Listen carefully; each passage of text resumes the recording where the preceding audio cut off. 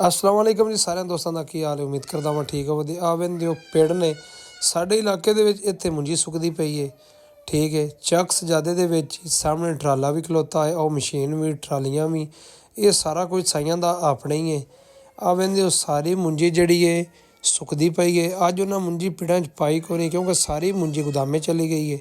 ये मुंजी पिछे थोड़ी जी बची है ये दोबारा मैं शक उन्हें धुप लवानी है तो फिर उन्हें बनी अज मुंजी उन्होंने खलोती भी है वढ़न वाली भी सामने मशीन भी खलोती है।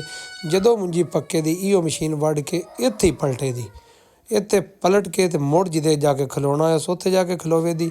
निकी जी जंगी गंजी सामने लगी पई है चार चफेरे छोटियां मोटियां गंजियां भी लगियां ते मुंजी दा माशाअल्लाह इन्हां दा अपना कारोबार तकरीबन 250 किले दी उन्हां दी अपनी वाही है। ज़्यादा उन्हां दी मुंजी अपनी है ते बाकी थोड़ी बाली सामियां दी मुंजी है।